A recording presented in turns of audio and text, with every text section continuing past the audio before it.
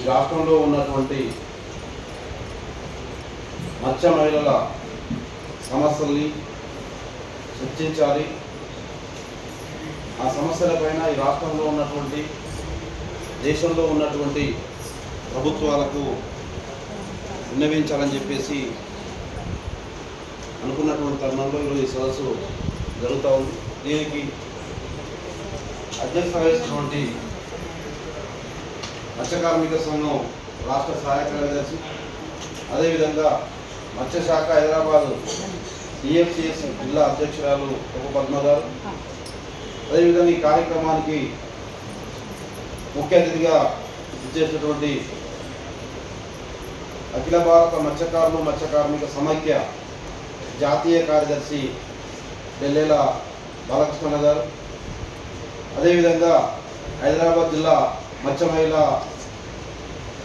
జిల్లా కన్వీనరు గాండ అమరావతి గారు, అదేవిధంగా మేడ్చల్ జిల్లా కన్వీనరు బాలమణి గారు, రంగారెడ్డి జిల్లా కన్వీనరు కాగు లక్ష్మి గారు, అదేవిధంగా మత్స్య కార్మిక సంఘం రాష్ట్ర కమిటీ సభ్యురాలు కనకతార గారు, అదేవిధంగా సొసైటీ అధ్యక్షులు కో కన్వీనర్లు, మీ అందరికీ కూడా ప్రతి ఒక్కరికి తెలంగాణ మత్స్యకారులు మత్స్య కార్మిక సంఘం పక్షాన మీ అందరికీ కూడా అభినందనలు.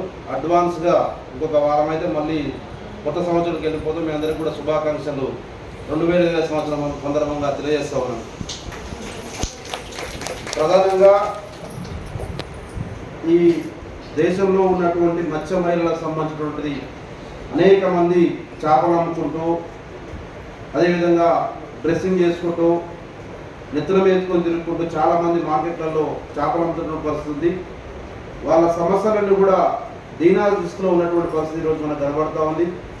కాబట్టి వీళ్ళందరినీ కూడా ఒక్కతాటిపై తీసుకొచ్చి ఈ దేశంలో ఉన్నటువంటి మహిళా సమస్యలను పరిష్కరించాలి. ఈ దేశంలో ఉన్న మత్స్య మహిళలు అనేక రకాల ఇబ్బందులు పడుతూ ఉన్నారు. పరిస్థితి లేదు, లేకుంటే మీకు మనం అదంటే కదా రివాల్వింగ్ ఫండ్ ఇచ్చేటువంటి పరిస్థితి లేదు. ఈరోజు చాలా రకాల లోన్లు ఇస్తామని చెప్పి ఏమన్నా అంటే మత్స్యశాఖలో చాలా లోన్లు వస్తున్నాయి, మీకు ఎందుకు లోన్లు వస్తున్నాయనే ప్రశ్న వస్తూ ఉంది. బయట వాళ్ళు ఈరోజు మత్స్యశాఖలో చాలా లోన్లు ఇస్తున్నారని చెప్పి చెప్తా ఉన్నారు. సబ్సిడీలో రుణాలు ఇస్తామని చెప్తా ఉన్నారు. 10 లక్షల రూపాయలు తీసుకుంటే 6 లక్షల రూపాయలు సబ్సిడీ మహిళలకు ఉందని చెప్తా ఉన్నారు. మరి ఎక్కడ వచ్చినాయి? వచ్చినా మీకు వచ్చిందా? వస్తే వచ్చిందని చెప్పు. సొసైటీలోకి వచ్చినాయా? అంటే ఈరోజు గతంలో ఉన్నటువంటి టీడీపీ ప్రభుత్వం ఉన్నప్పుడు మత్స్యమిత్ర గ్రూపులను ఏర్పాటు చేసింది.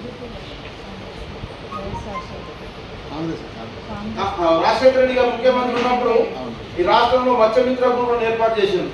మత్స్యమిత్ర గ్రూపులను ఏర్పాటు చేసి దాని ద్వారా వాళ్ళు పొదుపు చేసుకుంటే, ఆ డబ్బులన్నీ బ్యాంకులు వేసి వాళ్ళు విత్డ్రా చేసుకుంటే, ఆ సంఘం కార్యక్రమాలు నిర్వహించుకుంటుంటే, ఆ ఉన్నటువంటి సీరియల్ ప్రకారంగా ఏది బాగుంది, ఏది మంచిగా నడుస్తుంది, ఎట్లున్నా చూసి ఆ రోజు వాళ్ళకు రుణాలు ఇచ్చినటువంటి పరిస్థితి ఉంది. అందులో కూడా సబ్సిడీ ఉండేటువంటి పరిస్థితి వల్ల. కానీ ఈరోజు మనం తెలంగాణ వస్తే తెలంగాణ రాష్ట్రం వస్తే అందరూ అభివృద్ధి అయితే మంచి అయితే అనుకున్నాం. చేనేత కార్మికులకు, కలిగిత కార్మికులకు ఈరోజు 50 సంవత్సరాల నుండి వాళ్ళకి ఈరోజు వృద్ధాప్య పెన్షన్లు ఇస్తూ ఉన్నారు. కానీ ఈరోజు మత్స్యకారులుగా మేము కూడా వృద్ధాపమే కదా. కలిగిత కార్మికుడు చెట్టెక్కి కలిగిస్తాడు వాస్తవం, అదేవిధంగా చేనేత కార్మికుడు బట్టలు వేస్తాడు వాస్తవం. మేము కూడా చెరువులోకి వెళ్ళి చేపలు పడతాం వాస్తవా కాదా? మరి మాకెందుకు ఇవ్వరు అని చెప్పేసి మనం అడగాల్సినటువంటి అవసరం ఉందా లేదా? మనం ఈ ప్రభుత్వాలను అడుగుతా ఉన్నాం. అందుకని మా మత్స్య మహిళలు పొద్దంతా మార్కెట్లో ఎండనక వారనక మార్కెట్లలో చేపలను కూడా కట్ చేసి చేపలు అమ్ముకొని జీవిస్తూ ఉన్నారు. వాళ్ళ వయసు మళ్ళీ 50 సంవత్సరాలు దాటితే వాళ్ళు ముసలు అవుతున్న పరిస్థితుంది. వాళ్ళకు కూడా వృద్ధాప్య పెన్షన్ ఇవ్వాలి మా మహిళకని చెప్పేసి ఈ ప్రభుత్వాన్ని మనం కోరుతా ఉన్నాం. అదేవిధంగా ఈరోజు మనం పెన్షన్ ఇవ్వాల్సిందే, ఈరోజు రుణాలు ఇవ్వాల్సిందే. కానీ ఎక్కడ కూడా మన గురించి మాట్లాడుతున్నారా? ఇప్పటికీ ఈ రాష్ట్రం ఏర్పడి 11 సంవత్సరాలు అవుతా ఉంది. గతంలో 2 దఫాలుగా కేసీఆర్ పాలన చేసిండు. ఇప్పుడు వచ్చినటువంటి కాంగ్రెస్ ప్రభుత్వం సంవత్సరం అయిపోయింది. మొన్న అనేక సంబరాలు చేసుకున్నారు, రాష్ట్ర మొత్తంగా సంబరాలు చేస్తూ ఉన్నారు. చేసుకున్న మరి మత్స్యకారులకు ఏమవుతుంది సంబరాలలో?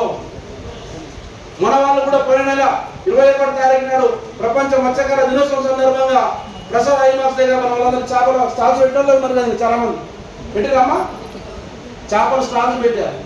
కానీ దానికి కూడా ప్రభుత్వం బడ్జెట్ కేటాయించలేదు. గత 3 నెలల క్రితం కర్ణాటక రాష్ట్రంలో బెంగళూరు ప్రాంతం దగ్గర ఉన్న ఉడిపిలో ఆల్ ఇండియా సమావేశం జరిగింది. ఆ సమావేశంలో ఈ దేశంలో ఉన్నటువంటి మహిళా సమస్యలు పరిష్కరించాలంటే వాటికి సంబంధించినటువంటిది ఎక్కడో దగ్గర ఈ జాతీయ స్థాయిలో సదస్సు పెట్టాలి. అదేవిధంగా దానికంటే ముందు జిల్లా స్థాయిలో, మండల స్థాయిలో, రాష్ట్ర స్థాయిలో సదస్సులు పెట్టుకొని ఆ విధంగా మహిళలందరూ కూడా చైతన్యవంతం చేయాలని చెప్పేసి భావించింది. ఆ సందర్భంగా అక్కడ ఉన్నటువంటి నిర్ణయాన్ని ఈ దేశంలో ఉన్నటువంటి భారతదేశంలో ఉన్నటువంటి ఏ రాష్ట్రంలో కానీ రాష్ట్ర రాజధానిలో ఉన్నటువంటి ఎక్కడ కూడా ఒక మహిళా జిల్లా చైర్మన్ లేనటువంటి పరిస్థితి. భారతదేశంలోనే ఈరోజు మన హైదరాబాద్ నగరంలో ఉన్నటువంటి ఏకైక చైర్మన్గా ఉన్నటువంటి వ్యక్తి ఎవరంటే మన కొప్పు పద్మ గారు. అది మన హైదరాబాద్ గర్వకారణం, అది మన మత్స్య కార్మిక సంఘం గర్వకారణం. అందుకనే ఈరోజు ఆ జాతీయ సదస్సును కూడా, జాతీయ సెమినార్ను కూడా మన దగ్గర జరపాలి, మన దగ్గర చేస్తామని చెప్పేసి వాళ్ళు